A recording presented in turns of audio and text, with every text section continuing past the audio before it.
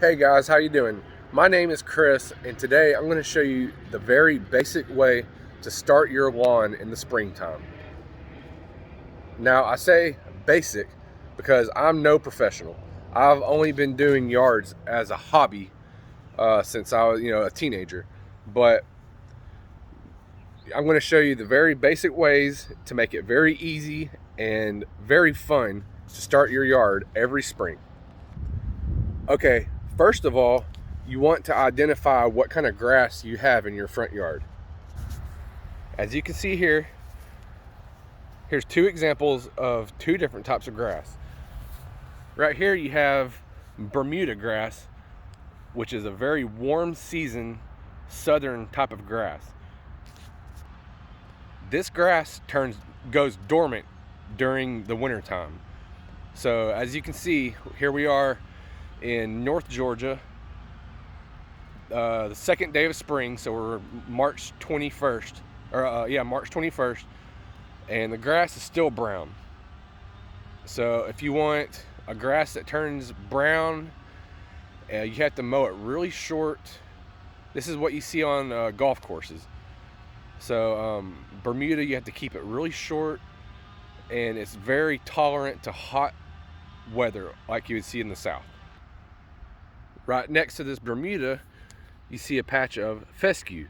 Now, Fescue is a tall green grass. It stays green during the winter time.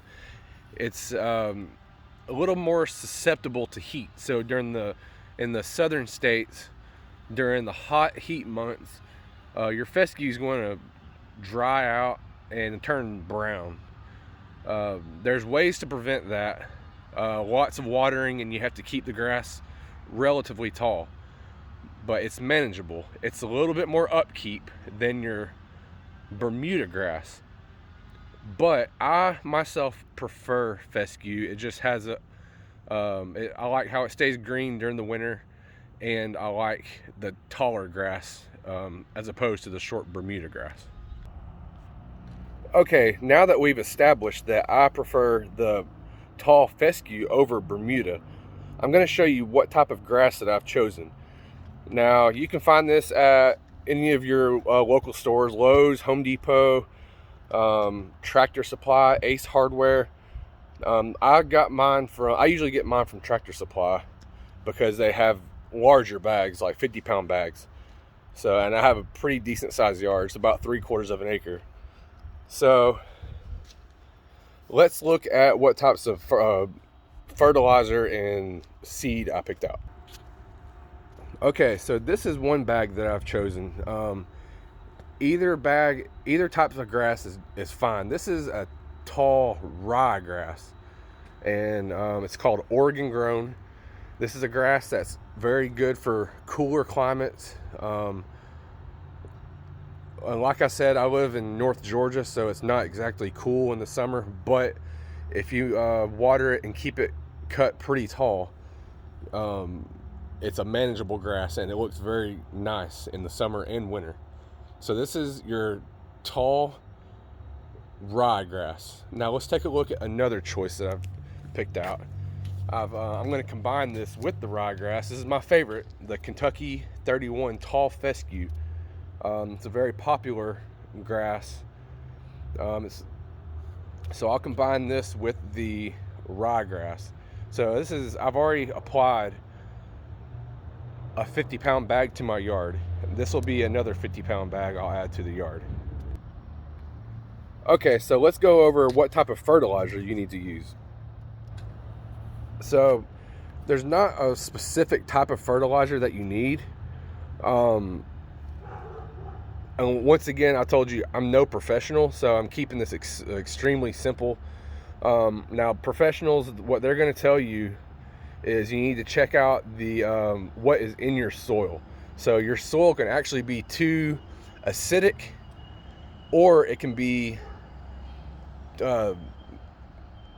too much of a base, or the pH level is going to be off a little bit. That's what I'm trying to say. I'm not going to mess with all that stuff. That's a little bit too technical for me. Now, if I was doing this as like my profession, and this was what I did for a living, then I'd make sure my yard and my clients' yards were exactly what they wanted. But this is Scott's Turf Builder Lawn Food, and it says here, protects against future problems, apply to any type of grass. So this is a broad type of fertilizer that you can use. You don't have to pick and choose. Now there's other types of fertilizer that will, kill weeds, kill dandelions, this and that. That's fine and great too. You don't have to be too picky with your fertilizer. So now that we've gotten our seed and fertilizer picked out, let's go over some other basics. Okay, so if there's any manicuring that you need to do to your yard, say edging or weed eating, you need to go and take care of that before you put down your seed and fertilizer. The reason I say that is because you don't want a lot of traffic on your grass after you've applied your seed and fertilizer. So, say for instance, if you have some edging you need to do, I just did this yesterday. I went ahead and did my edging. It's not great, it's not perfect, but if you saw the before product, then this will look great. But I've already done my edging, so now I'm not going to be walking all over my grass after I've applied the seed and fertilizer. The next thing that you need to do, and this is where the hard work comes in. Now, like I said, I'm making this as simple as possible, and it's going to be a fun job to do because you're going to see a before and after product. But there's still going to be a lot of hard work that goes into this, and the hard work comes into, if you want your yard to look absolutely perfect, with the least amount of flaws, crabgrass, dandelions, all that stuff, what you're going to want to do is get a aerator, a plug aerator specifically. An aerator is going to plug holes into your dirt, get oxygen under your compacted soil. So what it's going to do is take plugs out of the ground and allow water, nutrients, oxygen to get underground where your roots are. So that's one important thing that you need to do. Another thing, before you even do that, is to cut your grass as short as you can get it and remove all the thatch. Thatch being loose grass laying all over the place. So you want to remove all of that and get as much of that out of the way as possible. Now that's the hardest part right there. It's not exactly necessary if you're trying to make this really simple, but if you're wanting to put in the effort and the time and make a weekend out of it, that's what you need to do right there. Now you can rent an aerator from your local hardware store, like Home Depot. They have aerators, or you can hire a professional to come do it for you. If you have a large yard like mine on a hill, hey, there's no way I'm aerating that on my own. The thing is no wider than this spreader right here. So if I was going to aerate my yard, I would hire a professional. I did not aerate my yard this year. So it's not going to look 100% like I would like it to, but it's still going to look very good when I'm done. Okay, so let's go back to one point I was talking about earlier. So I've already mowed my grass. Before I came out here, it was at your very beginning of the spring type of grass. You had a bunch of very, some tall spots here and there, but nothing too thick. It was mostly very short, but I went over it a couple times. I cut it down to a 3-inch cut my first time. My second time, which was a couple days ago, after I got my brand new mower, I couldn't wait to use it. I cut it down to a 2. So that's pretty good right there. I could probably go a little bit shorter, but my yard is a little bit lumpy. So if you cut it any shorter than that, you're going to have a bunch of bald spots from where all the bumps are in the yard. So, for example, I cut it down to here's some dandelions. I'm going to get rid of those. I've cut it down to a 2, and then there's a bald spot because of the lump in my yard. So if I did it any shorter, you can imagine what that would look like.